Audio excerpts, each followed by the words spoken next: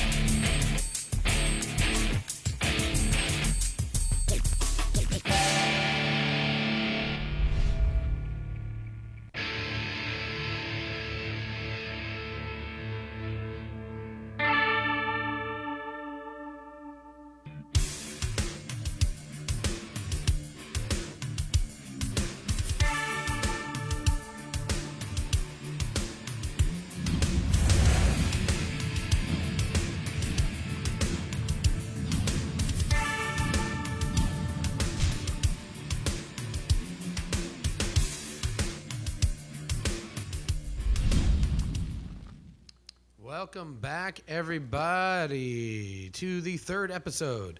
Thank you guys for coming back. If you are back, welcome back. Guys, we have a really good friend of mine in here. He is from the East Coast, which is why I love him so much. His name is Joe D'Amico. He is one of the winningest sports handicappers in the world. This guy has an amazing story. I can't wait to get into it. There's a lot of stuff I'm really interested in learning about this whole aspect of stuff that happens with sports betting because I don't know shit about it. But before we get into that, make sure you guys go on to your app stores and download our app, Go Live Vegas app. All one thing, Go Live Vegas app. You can check us out on YouTube. You can check us out on Facebook, Twitter, Periscope, all those great things. I'm going to be getting up there's going to be one central link that's going to be linking you guys on to everything. And so this way you click on one thing and it'll bring you up to a page. We're working on that. We're getting all this stuff done. But you can find us online also at After Dark Host at all those different things. So check us out online. And if anybody's interested in being a sponsor for this show, we are looking for sponsors. So if you guys want me to plug your whatever things, please contact us here through the website. You can get a hold of Aaron at afterdarkhost.com there. So check us all out. All right. Now we're going to get into it. Here he is, Mr. Joe D'Amico. Thank you so much for coming on, my friend. John, it's an honor. I'm very happy. I'm honored to be here. Thank you. Third guest. Thank you. Thank you. So your life is very, very interesting. Now, so a little backstory first. The first time I met you was probably, I think, about 2 years ago. We were at our mutual friend Murray Sawchuk's 1 millionth YouTube subscriber party. It was at the Golden Tiki. And I remember seeing you across the room, and I'm like, who the fuck is that guy? And I was like, you're all blinged out, and I was like, who is this guy, and why don't I know him? So I went up to Murray. I'm like, who is that guy? He was like, that's Joe D'Amico. I'm like, okay, who's that? And then he's like, oh, he's a sports guy. And I was like, okay, well, I don't understand. So then you and I started talking, and I realized you were from New York. Yeah. I'm from New York. And then, of course, as New Yorkers do, we immediately loved each other. Absolutely. It's a really weird thing out here because New Yorkers, I notice out here, tend to gravitate towards each other for a lot of things. One of them is food, because we are all of the opinion that New York pretty much has the best food in the world. Our pizza is great. Our bagels are great. And we just have everything. I mean, which is one of the great things. It's one of the things I miss about New York a little bit. But I do love Vegas, and I know you love Vegas. I came out here around 94, 95, and I immediately fell in love with this town. And you came out here, obviously, a bit earlier than me. But let's get into when did you first come to Las Vegas? Well, I've been coming to Vegas since I'm 10 years old with my father. He's a very well-respected gambler. But I came out here when I was on vacation, December of '89. I was 20 years old. I came out here with 4 friends of mine, all Italian guys. I'm from the Lower East Side, Little Italy. They were. I would never have guessed. Never have guessed it. Never have guessed it. Right? Yeah, the bling and the pinky ring and pulling up with the white Cadillac. I had 4 buddies of mine. We went to high school together, famous high school on 16th Street in Manhattan called Xavier High School. Yep. Went to Xavier, but we're still very close. As a matter of fact, several of them are coming out in a few months from now.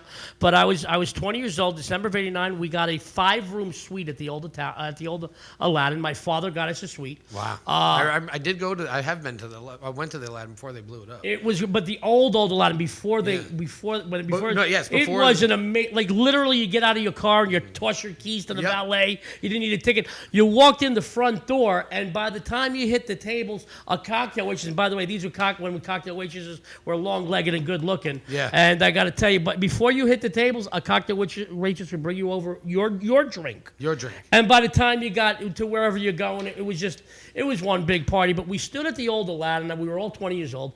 We had some friends that owned clubs and strip clubs and whatnot here in town. And every night we went out, and we had a good time. Now, back in those days, it was not uncommon not to stay up for 4 or 5 days at a time. Yeah, get a lot of energy. Energy. But after a few days of going out and not sleeping, one night I stood in. My friends all went out. While they were getting in the next morning, I woke up. I went down. I had breakfast. I had a friend who's still a friend of mine till today. He was a bartender at the old Aladdin at the casino bar. And I said, Dave, it's raining out. It's a little rainy out. It's crappy.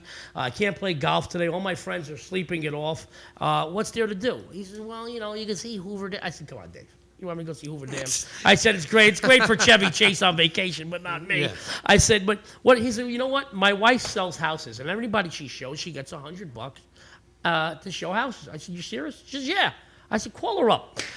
She showed me a couple of happening areas, and literally, she came back to the hotel with me.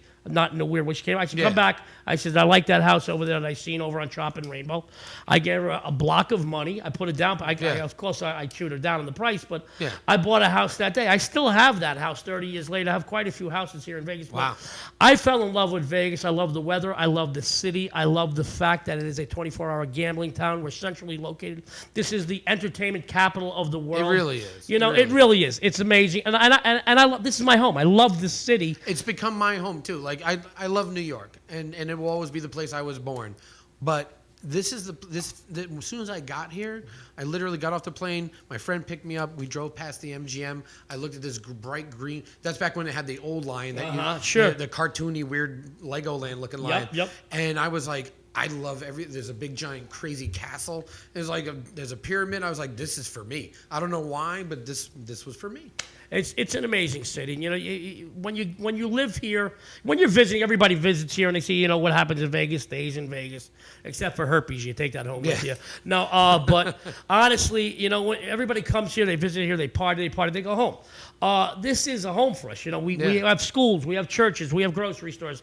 There is culture here too. There is a lot of culture here. When I first moved here, we didn't have all around a million great restaurants. And coming from New York City, the epicenter of the universe, we came from the food capital of the world. We came from the culture capital of the world. But we have culture. We have some amazing restaurants. We have the best day in nightclubs. I'm too old for them, but we have the best day in nightclubs. I am too. I'm too old. I'm telling you right now. Oh my goodness, I could never do that. I don't want to get up that early, and I don't want to stay out that late. Absolutely not. Let me tell you right now, a good night for me. I mean, I live a very, very exciting life to many, but I still like staying at home. Yep. On the couch, my dogs, my wife. I love her very, very much, and of course, she's in the studio. I got to say that. But I love this city. It is the entertainment capital of the world. I am in sports gambling. I don't know we're going to touch on that, but if you can't live in Las Vegas and enjoy the strips and the casinos and gambling, and even driving to LA or going skiing in the next state, we're really so close to so many things. Oh my God, we really are. Mount Charleston's 45 minutes away from here, and for those people who don't understand what that is, out here, like it can be 100 degrees here in town in Las Vegas, like prime. You go up to Mount Charleston, 45 minutes away, it's like a 30-degree difference. There's snow on the caps. You can see it. It's amazing. You can go camping up there. There's a restaurant up top, and it's a beautiful. People don't realize that we have some of the best hiking, and not just one or two. There's dozens of hiking spaces. People come from all over the world to come here, and it's great. And like you said, literally, you could jump on a plane, be in LA. You could be in San Diego in less than an hour. You could drive it in 3.5. You could go up. We have a great wine country right next door in Temecula. It's like a 3.5 hour drive. But you go to Utah. If you want to marry several times, you go to Utah. You go to Arizona. I'm a big sports fan. My wife and I, we see lots of sports, college sports, and pro sports in the surrounding states. So what got you into the sports betting thing? So this is really what you do. This is your living. And for those of you guys who are interested in this kind of stuff, you can actually find Joe online. All American Sports Information, which is AASIwins.com. You can check out Joe's website. There it is, right there. But I'm really interested in, because I think myself included, a lot of people don't understand I've heard the term sports handicapper, heard it a bunch of times. We've also heard the term bookie come out a lot of. So I want to really dive into some of that. Like, what is a sports handicapper? Exactly what does that mean? Okay, a sports handicapper, as you would go to a stockbroker to advise you on what stocks to buy. You know, a stockbroker has an education, a background, a savvy for picking good stocks. Gotcha. People who want to bet on sports come to certain amount of people in this industry that year in, year out make people money and have a good reputation. I myself have more world handicapping championships than any 5 guys combined over the last 15 years.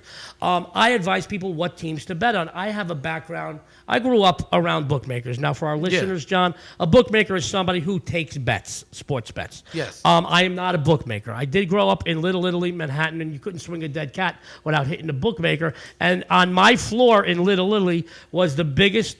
There were 2 guys. They were Italian. No, really? But 2 guys that were known as the 2 biggest bookmakers. They had outlets all over the 5 boroughs in Jersey and whatnot. But I, as a young age, was very good with my hands. I started boxing at 6, karate at 9. I started winning gold gloves. I did something we called collecting, and I collected for them. And I was never a gambler, mind you. Yes. I had football sheets in the schoolyard when I was in 3rd, 4th, 5th, 6th grade, 7th, 8th, 9th grade. Even through high school, I had football sheets. They turned a blind eye in my school because it was a harmless thing. It's not like nobody was betting their mortgage. Yeah. These kids were, you know. So, but I did some collecting. I collected in the New York Post, which is a newspaper. I collected on the docks. I collected down the fish market, which is 3 tough areas. Yeah. But I did the collecting for the bookmakers, and I always saw every week I was collecting.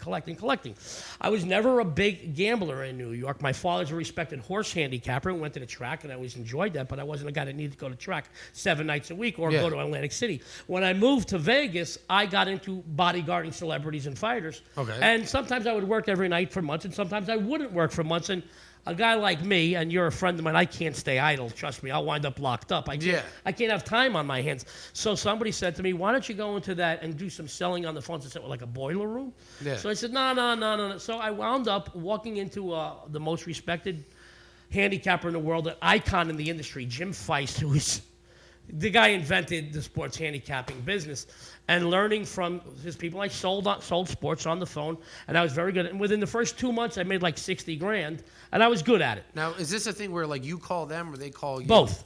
We call incoming leads. We call people that are in the database. We call people that go on the 800 numbers. They used to trap everybody's phone number, whatever you did. This was before the internet. Yeah. And I was really good at it, and I stood in the business. I did it, and little by little, and then a few years later, I had a son. And when I knew I was going to have a child, they said no more bodyguarding because it's a little risky. Dangerous, yeah. And what I did was I ran a room for another known handicapper, and I said, wait a minute, man. Every weekend, none of these guys win, and I don't want to name that handicapper, but another guy who also he did run for president a few years ago, but I won't name him. So I ran this room, and I was making good money, but I'm in a room, I got to answer to somebody. I like to have my own freedom, so I went out on my own. You know, my wife, my father, both said to me, Joe, you know, you're as good as anybody I've ever seen for picking winners. And you've got a great work ethic. Why don't you start your own company? And I went into it, and the first couple of years was tough because I had to break into it as a handicapper. Yeah. So I knocked down, like right here in Las Vegas, I got into the newspaper. I won the contest my first year against 9 other professional handicappers. The following year, I got into the college contest. I won that handicapping contest. I started writing columns. The internet started coming about, websites where you can buy sports information from guys like me. Yes. I started leading every season, whether it be baseball, college and pro football, college and pro basketball. I was at the top of every leaderboard, first, second, and third for wins, percentage, profits, things like that. And so when you're betting on this stuff, are you betting on just who's going to win? There's a point because I've always heard the term, the point spread, the over, the under. What exactly is that? Well, I'll tell you what. The most popular, dumb it down. The most popular sports to bet on. Football, basketball, baseball. All right, hockey, we won't talk about it. It gets a little more complicated. It's a little lesser. It's not as many people bet hockey as bet football. Let me put it this way. If you get 100 sports bettors in a room, all 100 would bet football. About 90 would bet basketball. About 80 would bet baseball. And maybe 30 or 40 would bet hockey now. But it's increased over the years. So in lined sports, which would be football and basketball, on any given day, let me put it this way. If I were going to fight my wife, Yeah. If I were going to fight my wife, just for the sake of argument, who is tough, by the way, who if I were going to fight my wife, very few people would bet on my wife. Yeah. Okay? I'm just kidding, honey. I'm just using this as an extreme. Okay? So we put a handicap on the game. So they might say, okay, if you want to bet Joe, you got to lay $1,000 to win $100. But to bet his wife, you bet $100 to win $900. Okay. So they put a handicap on the game. They put it to where there's value on both sides. So that in line sports like basketball and football, everybody knows, all right, good teams. The Patriots, let's say the Bengals, who is a crappy team. Yeah. If the Patriots play the Bengals on any given day, if they were in New England, the line would be 17 points probably. So now you say, oh, the Bengals are going to kill them. But now you say, wait a minute. Before the game starts, the Bengals are winning 17-0 as far as the point value goes. Yeah. So now it makes it, and now as bets come in, the bookmakers or the sports books, here we have sports books in every casino, but they're online. They're all over the country. Now we can talk about sports betting throughout the country, but they raise or lower the line to accommodate the money that's coming in. So if more people are betting the Patriots, the line would go up. More people betting the Bengals, the line would go down. They make it more attractive to both sides. They want to try to get the equal amount on both sides wagered because you don't bet even money. In other words, if I just say I'll bet you $10, it's $10. But if you bet in a casino, you've got to bet it's 11 to 10. You've got to bet $1.10 to win $1. So so if you bet $1.10 to win $1 on both sides, one side wins, one side loses most of the time. One side wins, one side loses. They'll keep a 5% juice on every single game.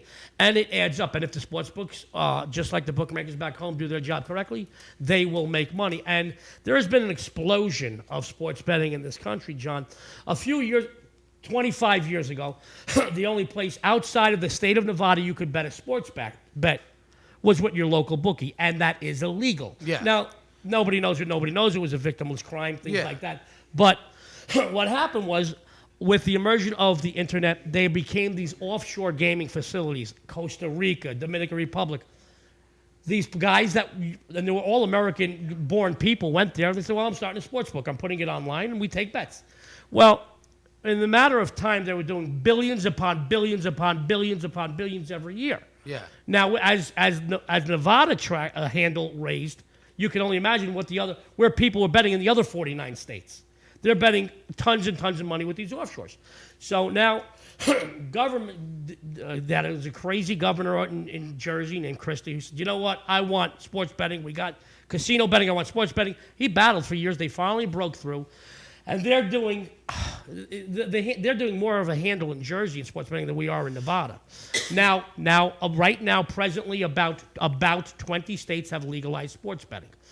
In this next calendar year, 10 more are projected to get it, and the following year, another 10. There's then at least 10 more states that down the road. But there's so much money, and it's not a couple of $1 billion. It's hundreds of billions of dollars. It's that big of going a business. offshore. Yes, everybody gambles. Wow. And mind you, I want you to know, I know what some of our people out there are, the naysayers. Well, it's a vice like drinking and drugs. I disagree. In drinking or drugs, if you're going to abuse drugs no matter what, and drinking, if you abuse it, which most of the time, it is always 100% detrimental to someone. Yes. In sports betting, yes, there are people that lose their mortgages, but they'd lose their mortgage doing anything. Trust me. People that come to Las Vegas and bet and gamble and lose. We have 52 million people a year that come to. I'm using Vegas as an example.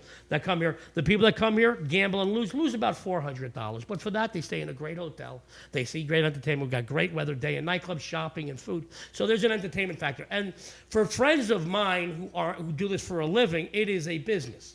Yeah. Thank God I have a lot more winning days than losing days. I do have losing days. Yeah, of course. I mean, there's no way you're going to win 100% of the time. Absolutely not. Because it's not a perfect science. You're doing your homework, learning about the teams and what their stats are and all that kind of stuff is how I'm vision how it works. And then you're taking that information and going then and be like, okay, I'm going to put this much on this team to win at this spread because that's what I think it should do. And there are people like myself. There's a small amount of people in a business that now have tens of thousands of names in it because of the explosion of sports betting that win consistently. Now I do have bad days. That's fine. But we don't. There's certain bad habits in sports betting. You don't bet a million games. I think less is more. I'd rather have one wife like Heidi Klum than 100 that look like Rosie O'Donnell. For me, less is more. I could always, if I have a bad day today and go 0-2, I'm 24 hours away from being back in the plus column. Yeah. If people that bet on a Saturday in college football, college basketball, 20, 30 games, if you have a bad day and go 9-21, it'll take you 2 weeks to get that money back if you're on a hot streak. Yeah. So you got to be disciplined too. This to me though is entertainment. It is a way to complement your income. It is if you can be disciplined, you could make a Well, because I mean, being a professional gambler, you got to be disciplined. You can't Absolutely. you're not doing this like some of these people come in and they're just like, oh, I'm going to stay here and it's going to hit. I see these people rubbing machines and doing all this, their little fucking beanie babies and shit on stuff, and and it always makes me laugh because it's true. You've seen it. Yes. Anybody who's lived here, when you walk through the casinos, you see the little blue hairs. Go play bingo. Go play bingo at one of the local places. They all got the troll. The good luck Yeah, they got all these weird things up, and I was just. It's super funny to me because I'm like, you don't really think that. Like, I mean, it's luck. It's really. I mean, that stupid little thing doesn't do anything. What are you talking about? Listen, I want you to know something, John. I am as good as I am in this business. And you don't have any troll dolls, do you? I don't have troll dolls, but I do believe in luck. Well, of course, it's luck. No. I do believe in. I believe in something that somebody does in my living room has a bearing on a game 2,500 miles away. I know it's absolutely absurd and ludicrous to think A of. moth in Costa Rica flapping its wings swear to God. Makes the ball fly a different way. I swear to God, we're superstitious, and it's a game. There's no if a single gambler tells me he doesn't have the least bit superstition. Yeah. I do believe in superstition. So funny thing is I actually have a weird little superstition when I do TV shows. So every time I do a TV, Is that why you're not wearing pants today? Well, that's why we have the table up so high. But I buy a new pair of weird socks every night before I go on a new TV show. Really? Yeah. So the last TV show I did, which was the Late Late Show with James Corden on CBS, I went to the Hustler store that's near the Rainbow where I went for dinner in Hollywood, and I bought a pair of Divine socks. Nice. I remember Divine. You remember Divine very well, and he even had a couple of house music club hits. Oh wow. But it was like, but I wore those, and I was like, so I have this weird. I understand superstition. I mean, I've never bet on anything like my entire. Like, well, you've got to start. I know. I'll give your friends and family rates. All right, because I mean, here's the thing. I see you winning like a lot. Like you're like, boom, called it, and like I watch you. First of all, for those of you guys who don't know him personally, his Facebook page is filled with some of the funniest, most offensive things you'll ever find, which I find hilarious. Because I enjoy offensive humor more probably than anybody. But it's like I every morning I get up and I'm like, well, what the hell is he going to put up today? This is going to be great. And but your sports betting stuff, it's like big. I mean, like right now we got coming up like the Super Bowl is obviously the next big thing. Yes. And we actually have a new stadium going in. True. And we have the Raiders that are now officially the Las Vegas Raiders, which I'm kind of curious to see. What do you think about that? Like, I mean, now first we got a hockey team, and everybody in this city went like ape shit. It was kind of really weird. Like all these people I knew. There wasn't hockey fans literally. No, there was nobody. Nobody gave a crap about sports, hockey, or anything. And then all of a sudden, we got one hockey team, and everywhere you look, I see the stickers everywhere in town. Everyone. It's really weird. I've never seen a city get behind something so quick and unite so hard, and like all of our local like celebrities, which we have a lot of celebrities here in this town. A lot of big name people live here because the city is fantastic, and everybody like got around this hockey team. And I mean, it did have something to do with the timing. Well, I think the October 1st tragedy. Yeah, the October 1st brought this city together. And they played not too long. Yes. Right, their first game was not too long right after that. And they won right away. And they went to the finals. Yeah. Which is pretty good for a first-year team. It's unheard of for an expansion team. It's never happened before to go to the championship. Now, I am an advocate for anything Las Vegas. Yes. This is my home. I love it. Yeah. Yes. I'm a big supporter. I tell people all the time this is the best city in the world. This is an amazing city. But I want to tell you, I've been here 30 years, and I've seen a lot of teams. Listen, when I first moved here, the Rebels, the Runnin' Rebels were the best college basketball team in the country. And until this day, I still say that not because I'm a Las Vegan.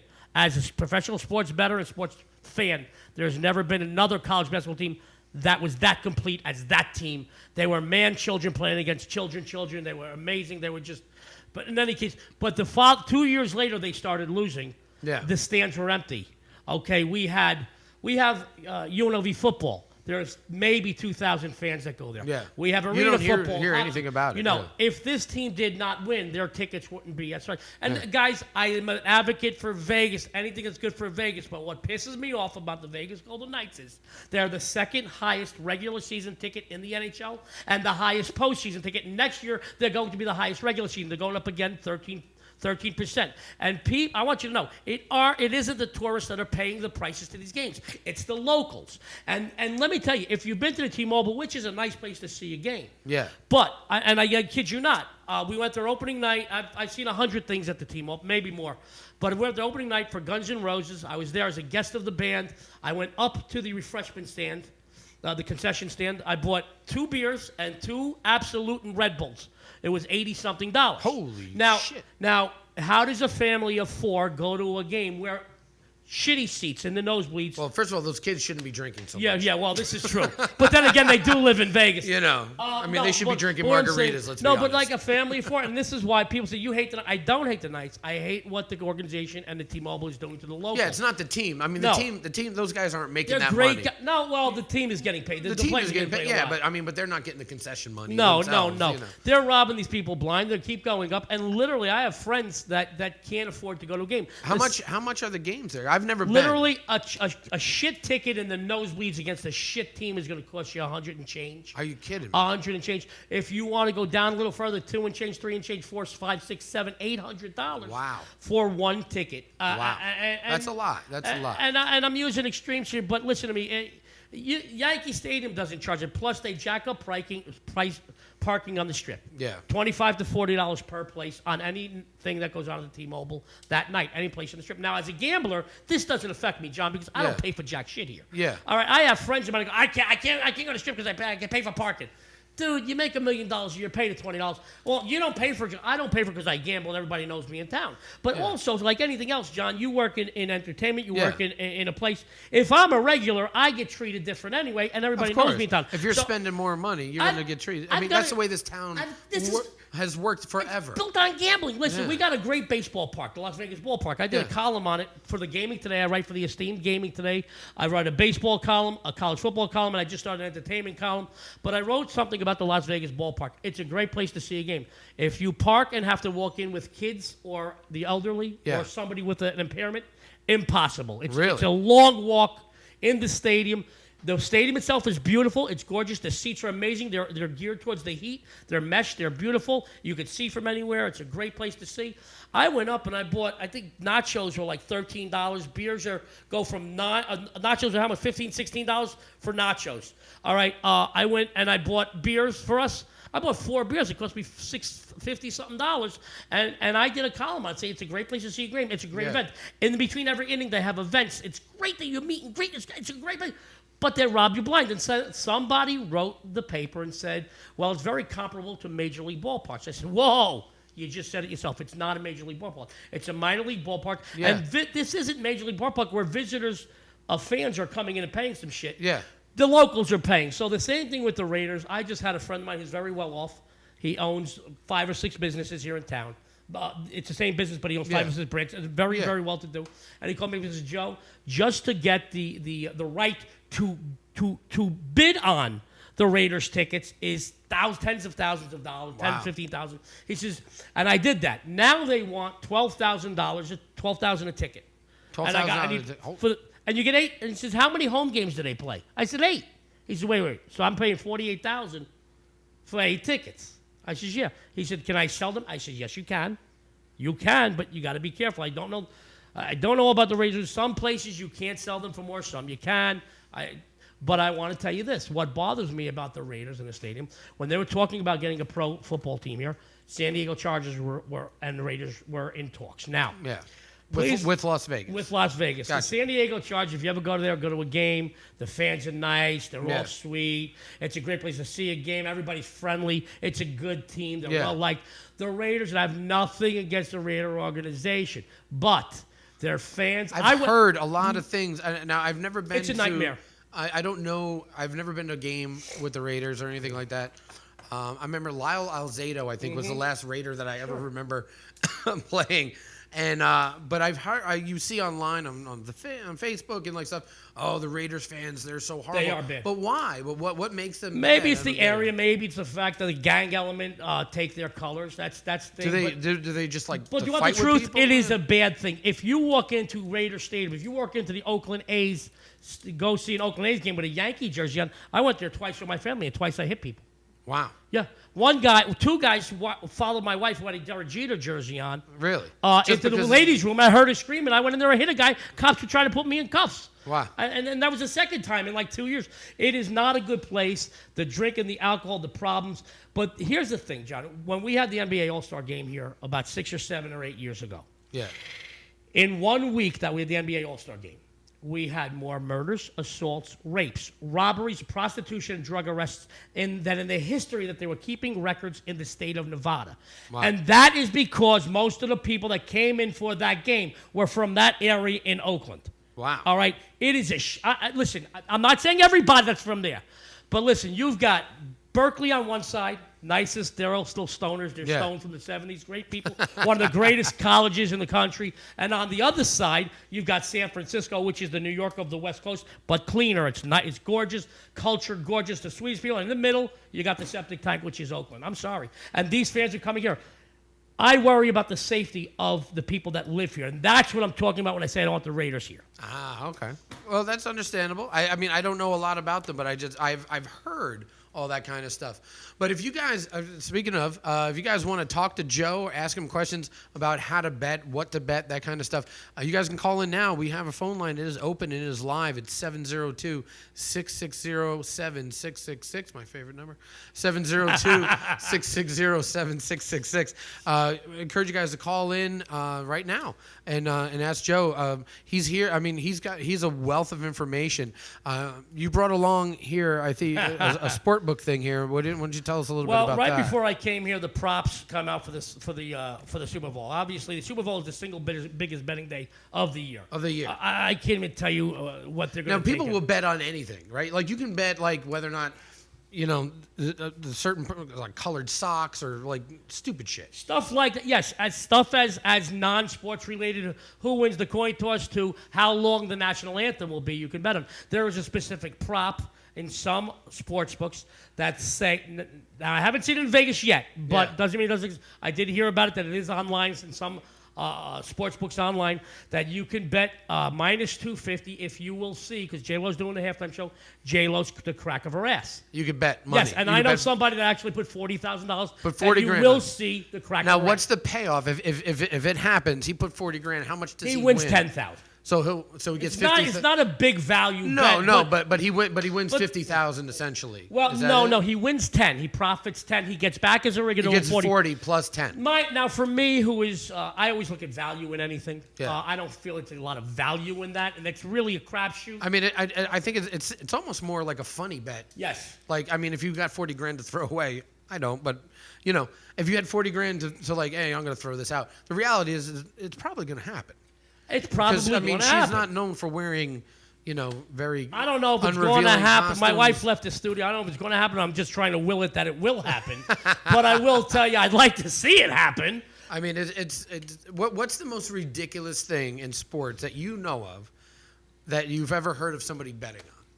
Oh, I've seen some asinine shit in my life. I mean, just bets between me and you that you can't do this or eat that or sniff this or drink that. I mean, I've not so much gross out competitions, but I've seen people bet on just about anything. There's an old saying that this guy is so much of a degenerate gambler, he'll bet on 2 cockroaches crawling up a wall. Yeah. But there are people that have to have action 24/7.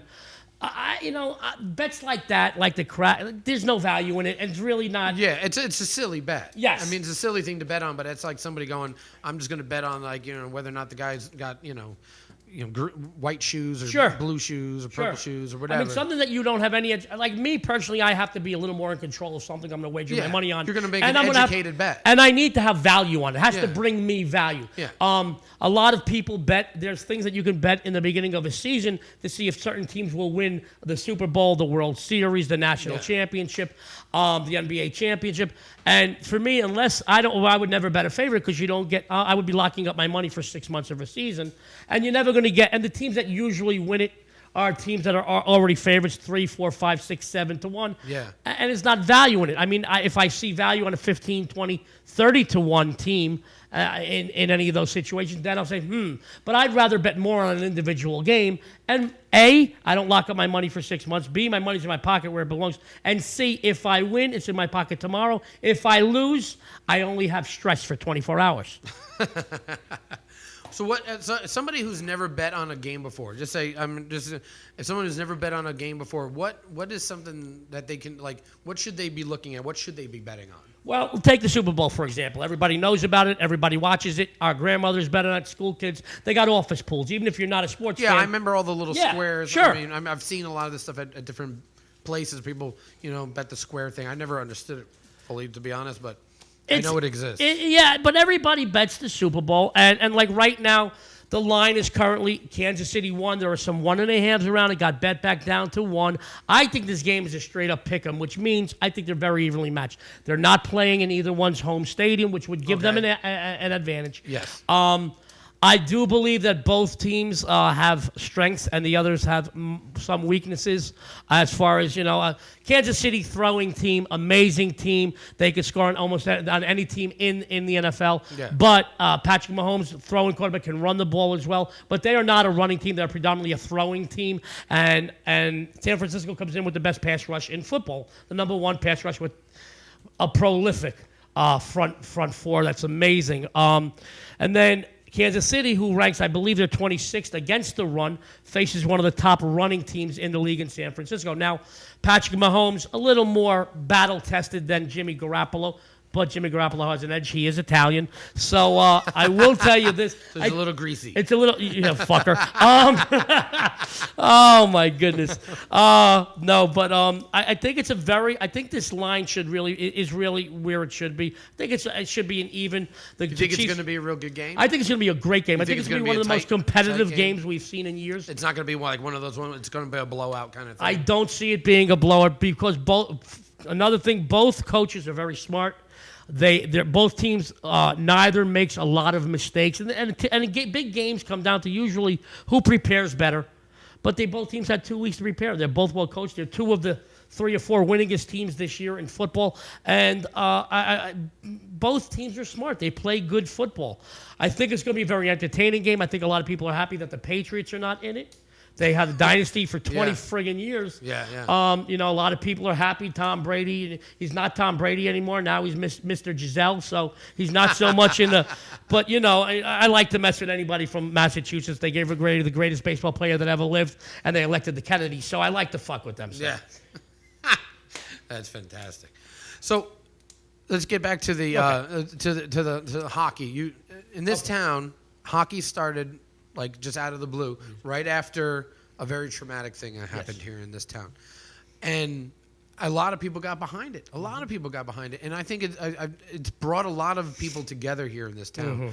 But what are like? I've heard that they fired somebody or something like that. They fired their coach. They brought in a new coach. Now why? This guy did a pretty good job. He did a very good job. Gallant did a very good job. Going into his firing, don't quote me. 4 of 5 they lost. They're not used to losing 4. I believe that's what it was. In a row? In a row, Yeah. 4 of 5 or 4 in a row. And then the new coach took over, lost the first, won the second, then lost. To be honest with you, I think this team is a very good team. Yeah. They have a lot of talent. They've got good goalies, not great goalies, guys. Stop with the goalie shit. They're not great. They're good. They have a good team. They have a very complete team. They got some speed. They got some good shooters. They got some strong defense. They got some muscle. But I don't think the one problem they have, A, is when they're on the road. B, when they run into the 2 or 3 elite teams in the NHL, they will have problems. A, more experience. B, these teams, I mean, every guy on the team on every line. A line is different lines play at different times. Every guy on every line is talented. There's 3 or 4 teams in the league that are just unstoppable, and they will run into problems when they face them. But when they first came on, they were under the radar. I'll be honest with you, and nobody expected. And by mid-season, when they were a first-place team in year 1, people had to start preparing for them. They took them a little bit for granted, and by that time, they just had momentum. And you said it, and I do want to say something about the Vegas Golden Knights. They did bring this city together. We went through one of the most horrific tragedies this world has ever seen, and they did an amazing thing because people were fucked up from this, and they still are. They still absolutely. are. I mean, I had friends who were there who still to this day are like a little weirded out and still have things, going on about that whole situation. I was actually, the funny thing was I was actually in Reno at the time working on a show, and all of a sudden I didn't even know what had happened because we were in rehearsals for the show we were doing, and all of a sudden I started getting all these messages, and people were like, are you okay? Are you okay? I'm like, what are you talking about? And they're like, you guys are being shot up. And I'm like, what? And then I went online and looked, and I'm like, wow. I was like, no, I'm in Reno. I'm hours and hours. And I do love what they did. It was a tragedy. The city needs something. The city is still it's still fresh. Yeah. And it will never go away. Our memories, our friends. My wife and I knew over 20 people that were victims, over 20 that were victims. We knew hundreds that were there. And I'll be honest with you, it was very traumatic, and it's still traumatic. And that's why I love sports, because the Vegas Golden Knights did bring this city together. It brought community. It brought unity. It got people cheering when people were sad and in a funk. Yeah, it gave somebody to rally around. And I love that about them. I love this team for that. Yeah. What I don't like is how they screw the locals on prices. Yeah. I mean, and that sucks. I mean, when you go to the movie theater, it's the same thing. They jag you at the concession stands.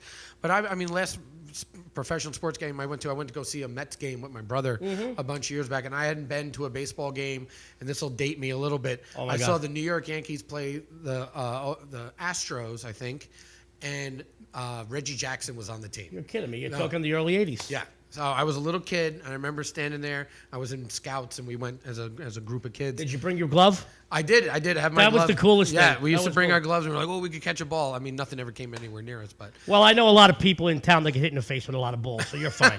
Well, this is the town for it. Yeah. Sometimes you got to pay extra for that, but Oh, my God. So I want to know more a little bit about. So you got into this, and you were like, you started developing you're a talent, obviously. Yes. So you started to okay, I'm making money, and now I can make other people money. Which, by the way, you guys, if you guys want to go online, you can tune into Joe's website, All American Sports Information. It's aasiwins.com. And there's all kinds of stuff you can do. I have a lot of other 60 grade handicappers. Yeah. There's free games every single day. So there's columns, analysis, write-ups, articles, fun stuff. I mean, there's all kinds of stuff, and it has the price things right here. Yeah. So you guys can see exactly what the subscription is. And so when someone buys into this, obviously they're making an investment. Yes. And this investment is going to be paying them back, obviously, way more than what they're putting into it. Yes. Well, like any other investment, like you invest in the stock market, there is a chance that you don't do too well. But we always make that good. We put a guarantee that we'll give you a longer stay. We'll give you until you're making money. And once again, I do not win every day. I do not win every game. And I never claim to be. So if anybody in my business claims to be 80, 90, 100%, let me tell you something. Just hang up the phone. Yeah. Just go on another screen. They're full of shit. Listen, I've got no problem. I don't love losing, but I have no problem talking about it. Yeah. So when you get up in the morning, you're like, when do you do your work? Like when is when do you sit down and be like, okay, this is tomorrow when I get up. Okay. This is what I'm going to bet on. This is how much I'm going to bet. And do you go to different places, or is there one place that you like a lot? Like how does that work? Well, first, if I'm dealing with football, I do most of my work Tuesday, Wednesday, Thursday, Friday for the weekend. 99% of your games are Saturday and Sunday. Okay. When you're dealing with basketball, baseball, I do it usually 1, 2 in the morning and night. I keep hours like a meth cook. I'm up while farmers are friggin' sleeping. But that's what my people pay me for, and that's what's made me successful over the years. I do homework. I talk to people about where lines are going to go. I get injury information. I do my own due diligence, and then I make an educated decision based on years of of experience, a little bit of my own bad beats through the years, and, Yeah. I learned from that. And then I put out games for the day on daily sports like baseball and basketball. I have a phone room. I have a free pick phone because I know you guys love to hear my voice. I know it's very sexy. I've got free pick phones. People call every day. Just to let you know, if you hit 56%, people say a little bit lower. I like to say 56. I set the bar higher. If I hit 56% for a season, I am a champion. Yeah. I hit over 60, 65, 70%. Some seasons. I have a free pick phone, which is 1-800-563-8854. That's 1-800-JOE, J-O-E, 8854. Every day, you don't get a callback. You don't get a salesman. No bullshit. Your name don't go on a list. Your number don't go on a list. You don't get put in some friggin' communist database. Yeah. I'll tell you right now, you call, you get a free pick. Hey, this is World Champion Sports Handicapper Joe D'Amico. You reach my free daily pick phone, and I give you a free pick.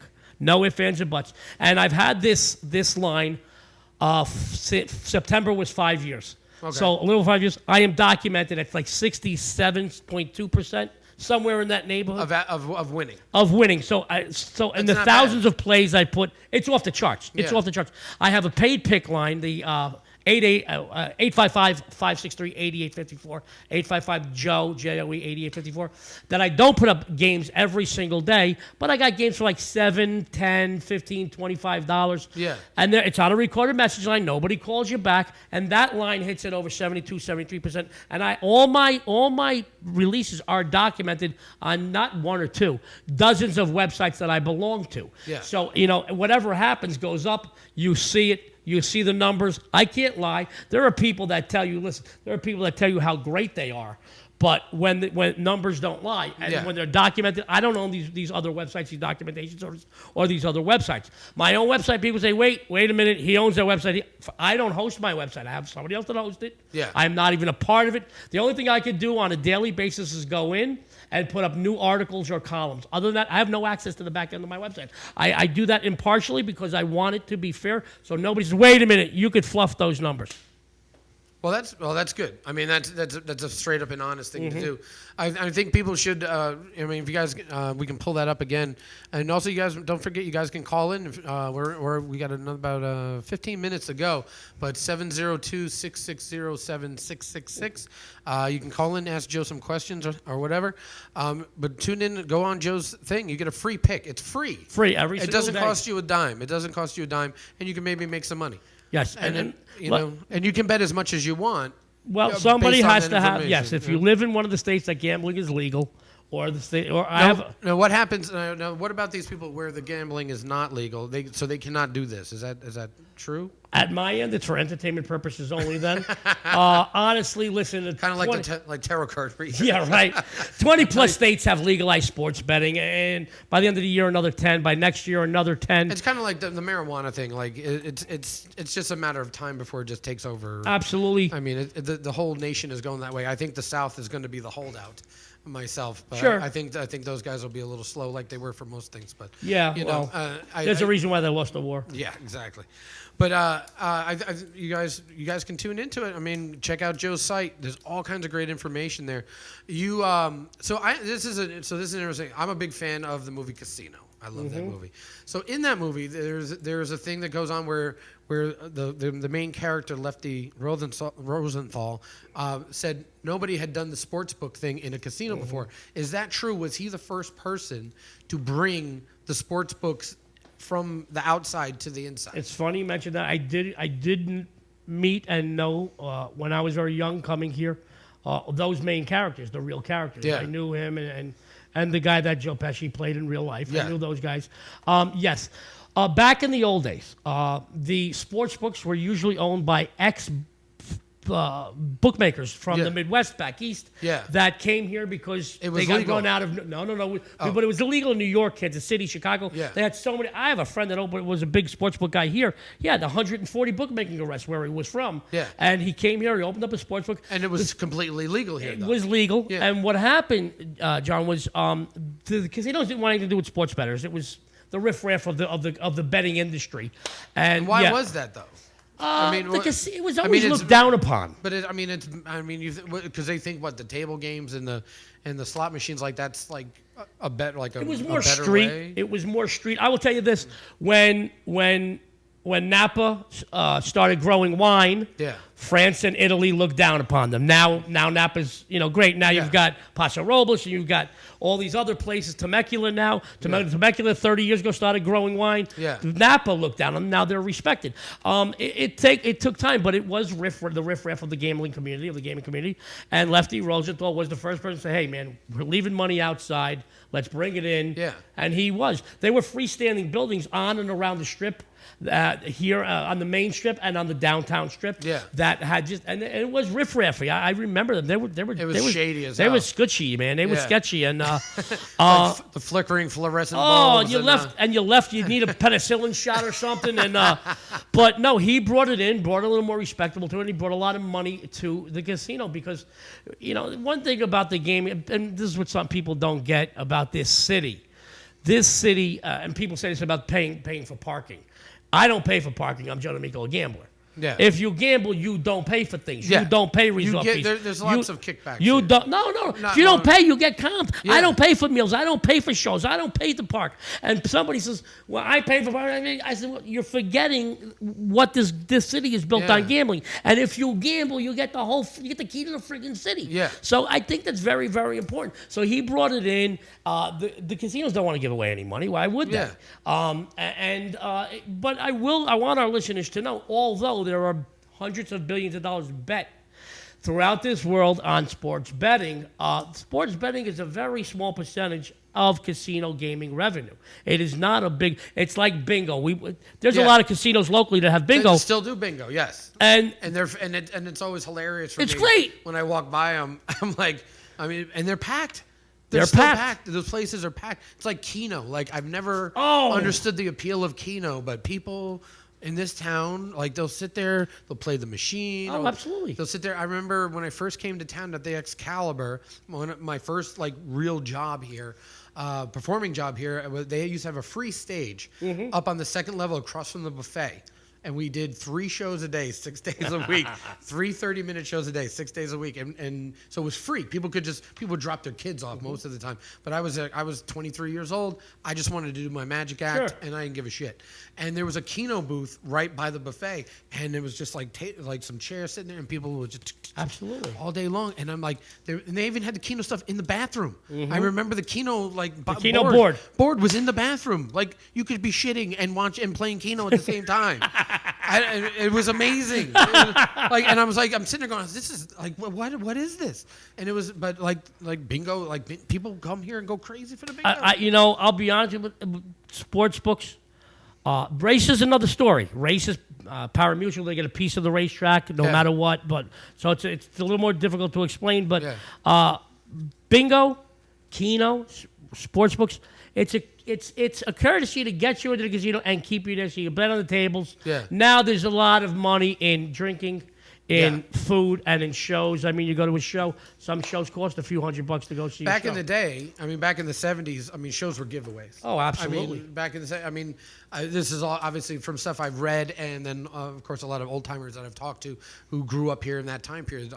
I mean, like if you were a performer here in town, you were taken care of. Oh, absolutely. And they just the shows were like they were just like, here's the thing you take your wife to, while you in between gambling. John, I want to tell you something. I still remember when I first moved here I bought my house December '89, moved here July of '90. I still remember going to shows, and back then, now guys walking with flip flops and Tommy Bahama shirts. Oh my God! Back then, a maitre d' and they had maitre d's. Yeah. A maitre d' job was some friggin' job. Yeah. I knew all the maitre d's in town, and the maitre d' would say, "Sir, I think you would enjoy the show more if you went up to your room and put on a jacket and tie." And they got the hint. Yeah. Ma'am, I think you'd enjoy the show more if you had a dress and heels on. And you can't say that now. And now people go to the show, they look like hobos. But I mean, the town has changed. Yes. And times have changed. Yeah. People want to be more comfortable. They come here to be comfortable, and I'm fine with that. But I don't know. To me, look at me. But when I go to a show, I get dressed up. Yeah. Because it's an event. I'm going out, and here are these performers who work their whole lives to do what they're doing, and you're sitting in this multi-million-dollar theater. And I turn to my left and to my right, and I'm watching these people like literally look like they just came from the pool, which is fine. you're on vacation. I get it, but why? I don't understand. I remember that when you couldn't mentality. walk through the casino in a swimsuit. Yeah. You couldn't. Now go on some of these day clubs. You walk through the casino and there's thousands of people, Yeah. no shoes, Yeah. or the best is the girls with the bikinis. Yeah. The phone on one side of their bikini, the room key on the other, and nothing else. And they weren't allowed back then. They were thrown out. They were. We just recently saw somebody acting up at the Mirage. Remember, we were out a few weeks ago, and he got nasty with the security guard, and the security guard picked him up by his shirt. Yeah. I said, I'm staying here. He said, well, you just lost your fucking room, buddy. Wow. And he put him out on the street. He said, how do I get back in the... You're gone. You're gone. Call a friend to go get your shit. You ain't coming back in. Wow. But, I do believe that there should be some decorum. I mean, we're supposed to have fun and enjoy yourself here. Yeah, I'm all about people. Like, I mean, you want to go have a good time. You want to be. You're here on vacation. I get it. You want to be. You don't want to wear a suit and tie everywhere. That's fine. No. But I think, me personally, like you go into a show, you should dress like you're going I understand. out to the evening, not like you're going. You're not going to Denny's. Mind you, if you're going to see Motley Crue and you're going to see, I understand. I understand going a little less casual. You can jump around or whatever. Yeah, I get it. But if you're going to Cirque du Soleil, you don't show up in a tank top and. It's the flip flops that gets me. I don't want to look at Heidi Klum's feet. I got to look at some guy from Des Moines here who hasn't gotten a pedicure in his whole life, and he's got one toe going one way, one going east, one going west. I didn't want to look at his face. I got to look at his feet. Oh, my God. Oh, just a couple of quick things, guys. We're almost done, but a couple of quick things. Make sure you check us out on YouTube. Go Live Vegas. We have a Go Live Vegas app, so guys, go online. We have it available for your Android phones and for iPhones. It's Go Live Vegas. It's the app. Just go punch in Go Live Vegas, all one thing. After Dark host. Make sure you visit Joe's website, aasiwins.com. We're on all the things, Periscope, Facebook, Twitter. We're on all of them. So check us all out. If you guys want to come see me, you can see me 5 days a week. Every day we're dark on Tuesdays and Thursdays, but I'm at the Zach Bagans Haunted Museum in downtown Las Vegas, 600 East Charleston. And if you guys are fans of the Ghost Adventures show, you can watch my episode, which was Hell's Gate. You guys can check that out online. And it's a good episode, I think. Not just because I'm on it, but mostly because I'm on it. But we have all kinds of good stuff. And if you guys are interested in being a sponsor for the show, if you have a product that you would like us to promote for you, reach out to us. You guys can get a hold of Aaron. He is the producer here. And just reach in through the site. You can check it all out, all the great stuff.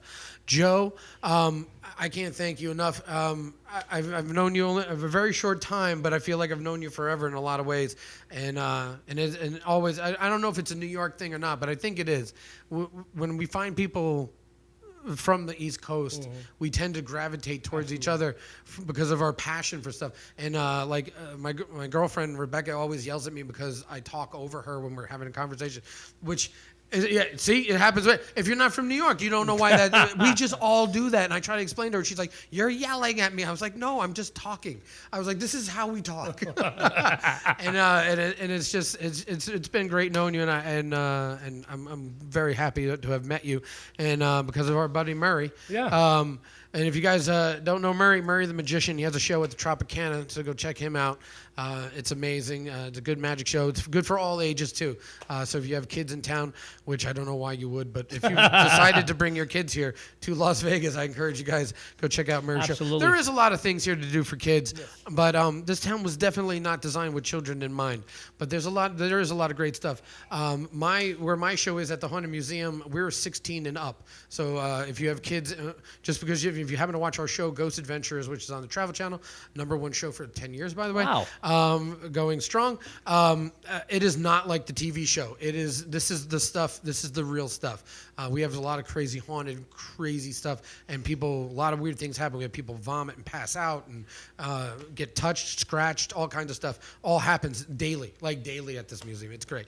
But I'm there, and you can come see my show. My show is part of the tour, so you guys pay to get in. You will absolutely see me. I do every single tour. Without stop. But Joe, I'd like to thank you for coming on, and make sure you guys, if you can throw up his line one more time there, Aaron, online. Make sure you guys check out Joe D'Amico. You can check him out at All American Sports Information. That's AASIwins.com. JoeDamico.com. He's, you know, I think you guys, if you guys are into sports betting, I think this is the guy to go talk to. I think you guys will make some money. He obviously makes money. Look at that goddamn necklace. Holy shit. Jesus, it never looked so blingy. But thank you again. I can't thank you enough, my friend. You guys have a great night. Thank you, everybody. We'll tune in next week. We have a great guest coming up. Her name is Ellie Brown. She is a super big influencer on Instagram and all kinds of stuff. She has an amazing story, and I encourage you guys to tune in next week. And she will be in here live in the studio. So thank you guys so much for watching After Dark with John Shaw and Joe D'Amico. That's it, people. Bye, bitches.